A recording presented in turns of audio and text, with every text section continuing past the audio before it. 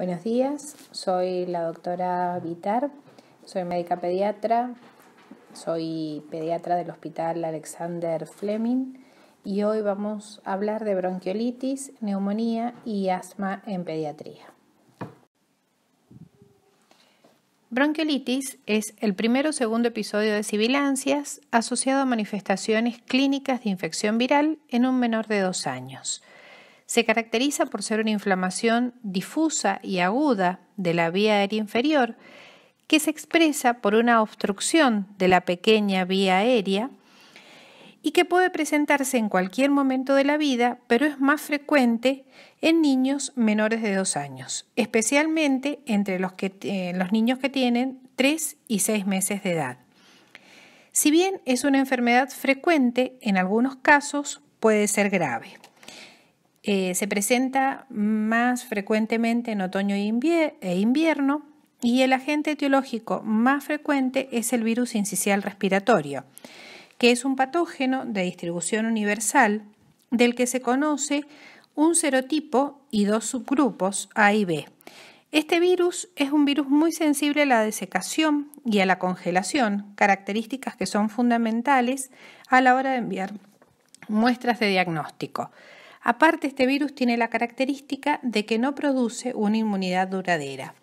Otros agentes virales también pueden ser rinovirus, parainfluenza, metaneumovirus, influenza adenovirus, enterovirus y bocavirus humano. Existen algunos factores de riesgo para poder padecer esta infección, como son la falta de lactancia materna, la prematurez y el bajo peso al nacer, la desnutrición, la vacunación incompleta, el hacinamiento, entendemos por esto niños que van a la guardería, familias numerosas, el invierno, madres que no sepan interpretar totalmente las señales de alarma de sus niños, la contaminación ambiental, el hecho de que haya padres fumadores o alguna otra persona que fume adentro de la casa y el consumo de biomasa. Y también hay algunos de estos factores que hacen que esta infección pueda ser grave.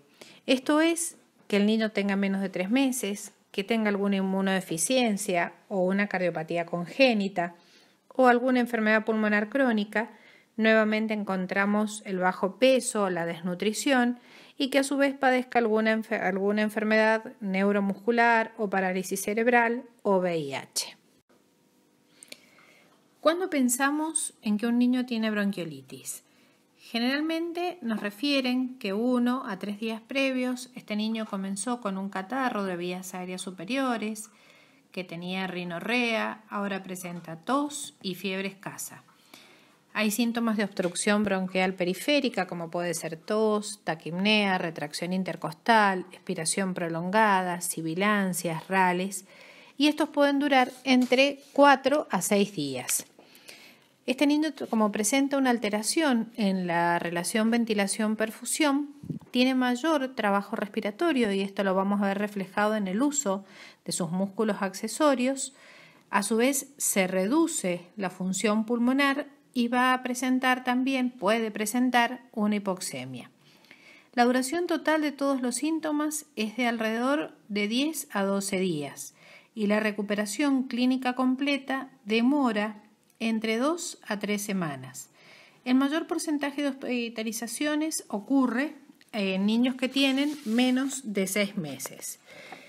La bronquiolitis es una enfermedad que el diagnóstico es clínico y para ello debemos hacer un exhaustivo examen físico, controlar temperatura, saber cuánto pesa el niño, ver la frecuencia respiratoria y la cardíaca, como dije recién, la utilización de sus músculos respiratorios, ver cómo usa o si usa el esternocleidomastoideo, los intercostales, los escalenos, ver el estado de hidratación, constatar si hay signos de dificultad respiratoria, aleteo nasal, tiraje, quejido expiratorio, ver la posición que tiene del cuello y de la cabeza, ver cómo son los movimientos del abdomen y del tórax, o sea, si son sincrónicos o asincrónicos, ver si tiene cianosis, hacer una buena auscultación Ahí es lo que entonces que yo les dije que podemos encontrar una expiración prolongada, sibilancias, roncus. Entonces, teniendo en cuenta todo lo que acabamos de decir, buscamos en el paciente que tenemos enfrente de nosotros a ver qué encontramos en él y le vamos dando distinto puntaje. Puntaje a la frecuencia respiratoria, a la frecuencia cardíaca. Lo ocultamos y vemos si presenta sibilancias o no. Vemos si está usando los músculos intercostales o no y le vamos poniendo les vamos poniendo puntaje a cada uno de estos datos. Esto nos permite valorar la gravedad que tiene su dificultad respiratoria. Esto se llama puntaje de TAL, lo cual también es muy importante porque nosotros lo podemos relacionar a este puntaje con la saturación de oxígeno y a su vez poder ponerle un nombre a esta gravedad. Cuando el paciente tiene en el puntaje de TAL 4 puntos o menos, decimos que la gravedad es leve y esto generalmente se correlaciona con una saturación igual o mayor al 98%. Cuando suma entre 5 a 8 puntos, decimos que su gravedad es moderada y generalmente está relacionada con una saturación que va del 93 al 97%.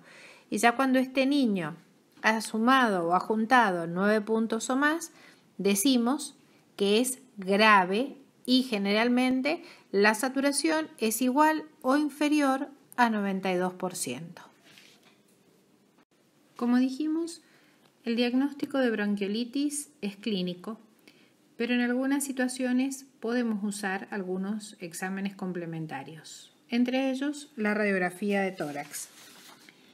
En esta se observa con frecuencia atrapamiento aéreo, una imagen cardiotímica pequeña, aumento de imágenes vasculares y peribronquiales, descenso de ambos diafragmas, y puede haber también atelectasias segmentarias o subsegmentarias. No está indicada de rutina la radiografía, pero generalmente la pedimos cuando hay un antecedente de una enfermedad cardiopulmonar previa, cuando no hay una buena respuesta al tratamiento o cuando hay un agravamiento brusco. También podemos pedir un hemograma, reactantes de fase aguda, gases en sangre, que eso se solicita ya cuando el paciente está hospitalizado, al igual que la pesquisa etiológica.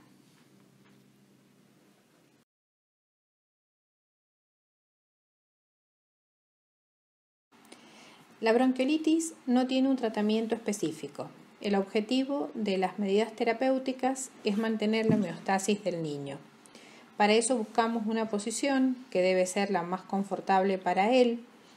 Tratamos de mantener sus narinas permeables, bajar la temperatura en los pacientes febriles, esto es para reducir el consumo de oxígeno, mantener la lactancia materna siempre que sea posible y en los casos de que tenga una taquipnea importante, ahí se suspende la alimentación por vía oral.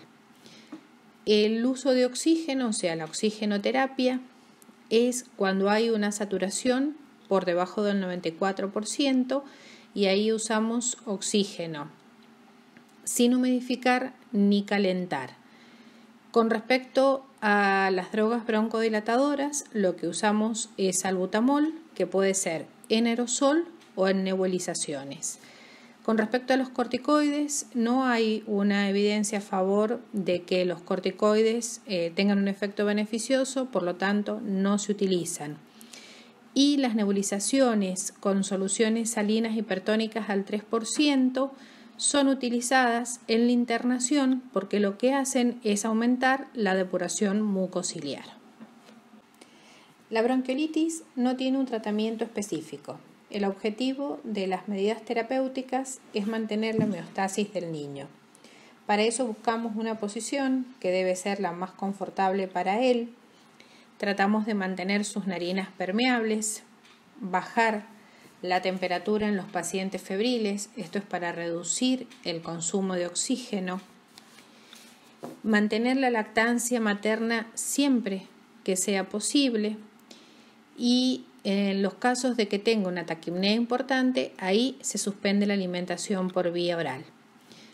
El uso de oxígeno, o sea, la oxigenoterapia, es cuando hay una saturación por debajo del 94% y ahí usamos oxígeno sin humidificar ni calentar. Con respecto a las drogas broncodilatadoras, lo que usamos es salbutamol, que puede ser en aerosol o en nebulizaciones. Con respecto a los corticoides, no hay una evidencia a favor de que los corticoides tengan un efecto beneficioso, por lo tanto no se utilizan.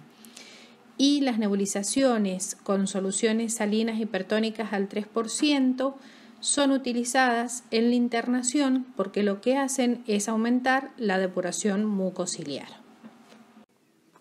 ¿Cuándo vamos a internar a un paciente con bronquiolitis? Cuando hay una falta de respuesta al tratamiento, cuando presenta una hipoxemia igual o inferior al 92%, cuando hay episodios de apneas, cuando presenta cianosis, cuando hay un paciente que sabemos que no se puede alimentar por vía oral y corremos el riesgo de que se deshidrate, o cuando hay algún factor que sea de riesgo para una insuficiencia respiratoria baja grave. Y con respecto a las complicaciones, encontramos apnea, deshidratación por esto mismo que hablamos por la falta de alimentación, insuficiencia respiratoria, neumotórax, neumomediastino o enfisema subcutáneo. Y aparecen a veces como complicaciones también las atelectasias persistentes o las sibilancias recurrentes y la enfermedad pulmonar crónica postinfecciosa. Dos cosas muy importantes que podemos hacer para prevenir y controlar esto. Una, promover la lactancia materna y en este momento más que nunca favorecer o incentivar el lavado frecuente de manos. Cuando un niño sigue presentando episodios de sibilancias, hablamos de un sibilante recurrente, que se define como aquel niño que presenta 3 o más episodios de sibilancia durante un año y que tiene menos de 6 años de edad. ¿En qué tenemos que pensar? Pensar en que pueden ser sibilancias post ese episodio de bronquiolitis que tuvo, en un asma, en fibrosis quística, en una bronquiolitis obliterante, en una displasia broncopulmonar, o que puede haber anillos vasculares, adenomegalias que produzcan compresiones intrínsecas de la vía respiratoria o un quiste broncogénico. También puede ser una aspiración cuando hay un reflujo gastroesofágico o cuando hay un cuerpo extraño o una fístula traqueoesofágica. La cardiopatía con hiperflujo pulmonar también lleva a que el niño se comporte como un sibilante recurrente. ¿Qué debemos hacer? Pensar en esta patología y estudiarlo al niño. Cuando estos síntomas se presentan antes de los 3 años y hasta los 6, hablamos de que son transitorios. Cuando comienzan antes de los 3 años y persisten hasta después de los 6 años, decimos que son persistentes, y cuando se han presentado después de los 3, hablamos de tardíos. Se denomina neumonía a la infección aguda del parénquima pulmonar con signos clínicos de compromiso alveolar o intersticial y presencia de opacidades o infiltrados de localización única o múltiple en la radiografía de tórax. Esta afectación pulmonar puede estar limitada a un lóbulo o segmento o ser más extensiva, configurando la neumonía multifocal o bronconeumonía. Hablamos de neumonía adquirida en la comunidad cuando aparece antes del ingreso hospitalario o dentro de las 48 horas posteriores a este, o bien después de las 72 horas de que el niño ha sido dado de alta del hospital. Con respecto a las etiologías, la mayoría de las NAC en los menores de 5 años son virales. Cuando pensamos en NAC bacterianas, más del 50% de las mismas son por neumococo. El 80% de las NAC son de manejo ambulatorio y la mortalidad por neumonías adquiridas en la comunidad en niños menores de 5 años es del 3%. Tal es así que en el 2011 fue la tercera causa de muerte a nivel mundial en niños de esta edad.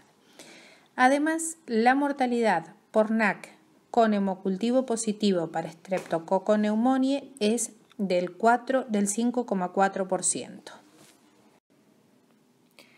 Las NAC de causa bacteriana predominan en menores de 5 años, son más frecuentes en el sexo masculino y en los meses fríos, sobre todo a continuación de brotes epidémicos de infecciones por virus respiratorios. Y la etiología se relaciona con bacterias que colonizan la vía aérea superior.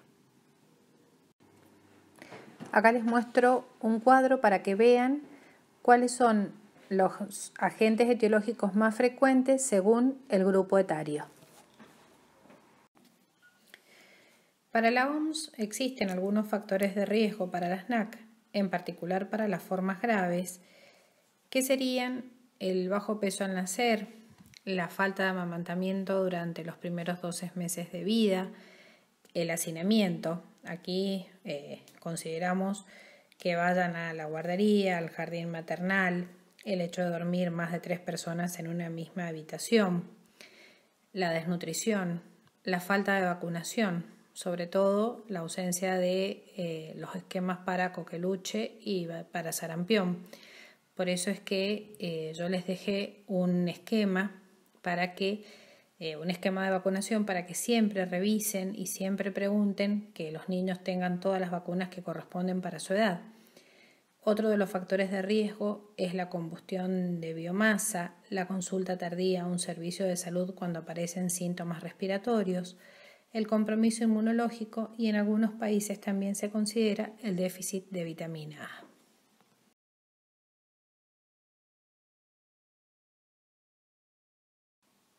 Independientemente del agente causal, un niño con NAC puede presentar tos, fiebre alta, taquipnea y si son más grandes, dolor abdominal. Cuando son lactantes, a la fiebre alta, a la tos y a la taquipnea le podemos sumar cianosis, fatiga, quejido respiratorio, rechazo del alimento o dificultad para alimentarse y para dormir. Es muy importante que cuando hablamos de taquipnea, para poder considerarla, el paciente se encuentre afebril y sin estar llorando. El X de tórax es el método auxiliar de mayor valor en el diagnóstico de NAC, que presenta una elevada especificidad y una sensibilidad mayor del 90%, pero tiene menos valor cuando tratamos de diferenciar entre una etiología viral o bacteriana. Los infiltrados pueden ser únicos, limitados a un lóbulo o un segmento, o múltiples, configurando lo que se denomina neumonía multifocal o bronconeumonía. Cuando el infiltrado es denso y presenta en su interior broncograma aéreo, se trata probablemente de una consolidación y pensamos que la etiología es bacteriana. Cuando los límites son imprecisos, comprometen más de un segmento, son bilaterales, difusos, más probablemente se trata de una neumonía intersticial o una neumonitis que son causadas por virus o por bacterias atípicas.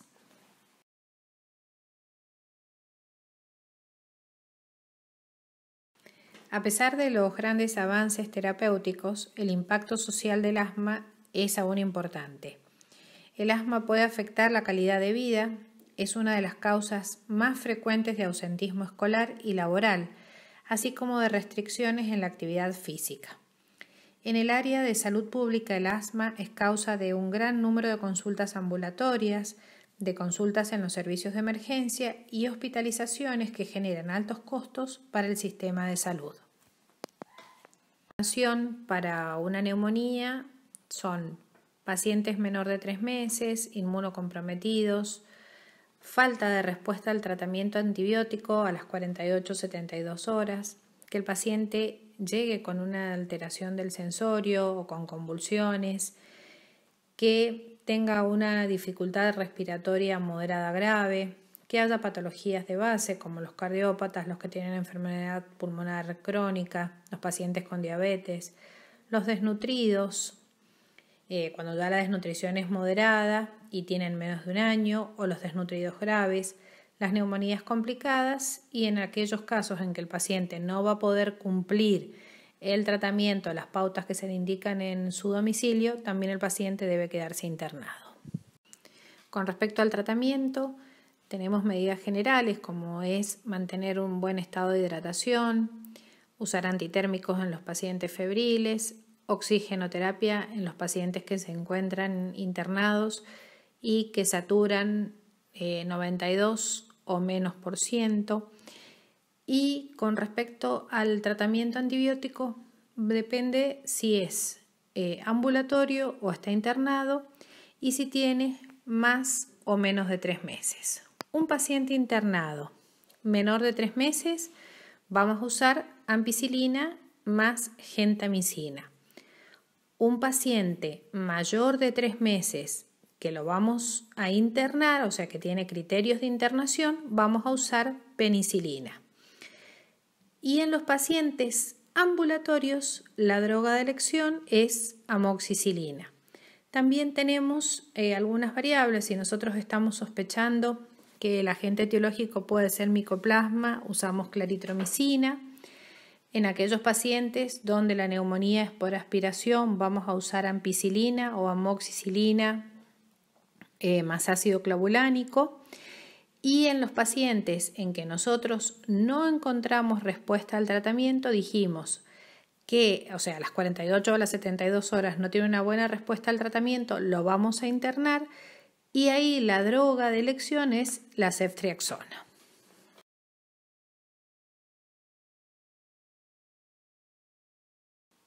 Cuando nos encontramos con un paciente que tiene el antecedente de una neumonía, que ya inició tratamiento y que continúa con fiebre, con taquipnea, que lo vemos en mal estado general y que a esto le sumamos que refiere dolor torácico, pensar que puede estar presentando una complicación como podría ser la supuración pleuropulmonar.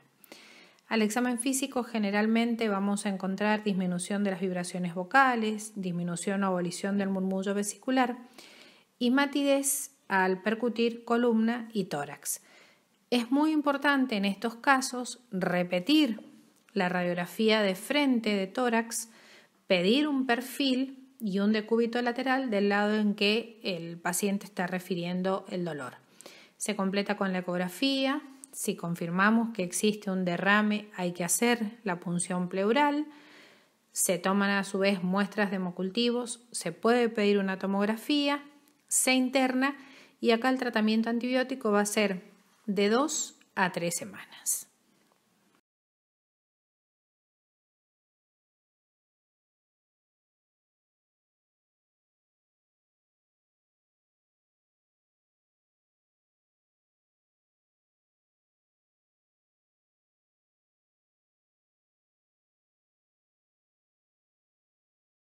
Asma es la enfermedad crónica más frecuente en la infancia y se la considera la principal causa de morbilidad pediátrica en relación con enfermedades crónicas.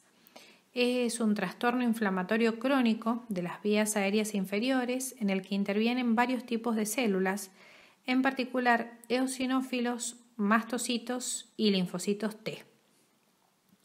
Se caracteriza por la presencia de episodios recurrentes de sibilancias, tos y disnea, secundarios a obstrucción bronquial difusa, de intensidad variable, que revierte en forma espontánea, total o parcialmente, o por la acción de drogas broncodilatadoras, donde es muy importante también definir sobre antecedentes de síntomas respiratorios asociados con una limitación variable del flujo aéreo.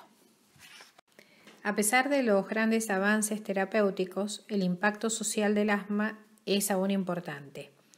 El asma puede afectar la calidad de vida, es una de las causas más frecuentes de ausentismo escolar y laboral, así como de restricciones en la actividad física.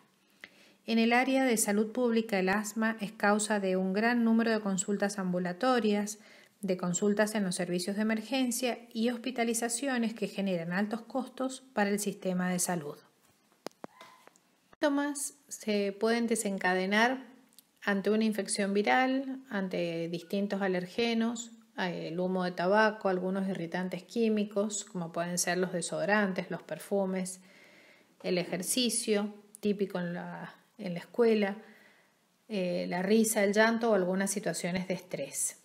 Tenemos que considerarlo siempre en todo niño que tiene episodios recurrentes, 3 o más de sibilancias, que responden a los broncodilatadores, independientemente de la edad. Además, los antecedentes personales de enfermedades atópicas, eczemas y una historia familiar de asma o de enfermedades alérgicas son factores de riesgo que contribuyen en el momento de plantearnos el diagnóstico. Pero lo que más tenemos que recordar que en pediatría el diagnóstico de asma es esencialmente clínico. Un niño que consulta por reiterados episodios de sibilancias y con algunos antecedentes familiares como que el papá es asmático o que ha tenido un diagnóstico de eczemas o de atopías, nosotros podemos calcular algo que se llama índice clínico para predecir el riesgo que ese niño tiene de sufrir asma en edad escolar. Esto se conoce como API, índice clínico predictor de asma.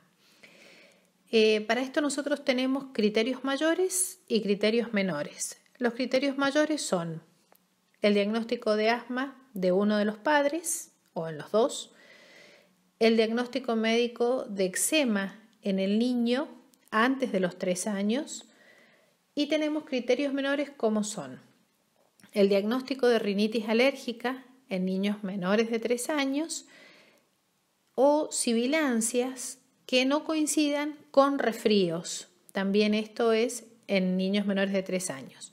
Y una eosinofilia mayor al 4%.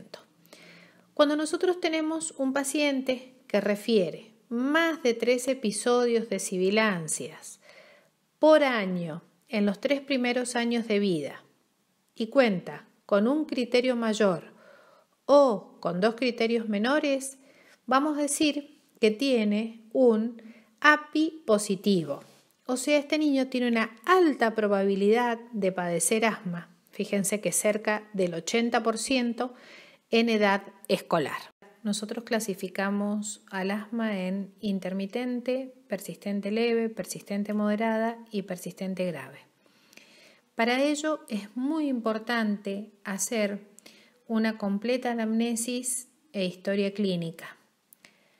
Preguntar cuál es la frecuencia de presentación de los síntomas, qué es lo que los exacerba y completar toda esta historia clínica, toda esta anamnesis con una evaluación de la función pulmonar.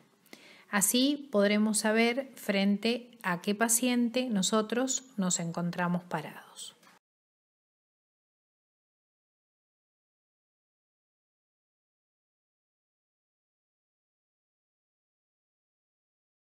El tratamiento del asma bronquial incluye 2 componentes, uno no farmacológico y otro farmacológico. Dentro del no farmacológico, la educación del paciente se considera como uno de los pilares del tratamiento.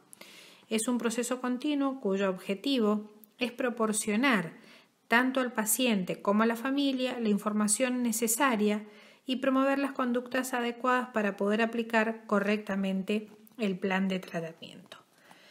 Dentro del farmacológico, nosotros incluimos las drogas broncodilatadoras, que estas se clasifican en beta-2, agonistas adrenérgicos, anticolinérgicos y las metilxantinas. Y también tenemos las drogas antiinflamatorias, que son consideradas los medicamentos de elección para el tratamiento del asma, que a su vez se clasifican las drogas antiinflamatorias en corticoides y antileucotrienos. De ellos, los corticoides son las drogas más efectivas para este tratamiento farmacológico. Actualmente se recomienda comenzar con corticoides inhalados como tratamiento de primera línea en pacientes con asma persistente y dejamos el uso de los beta-2 agonistas adrenérgicos de acción corta para el tratamiento de las exacerbaciones.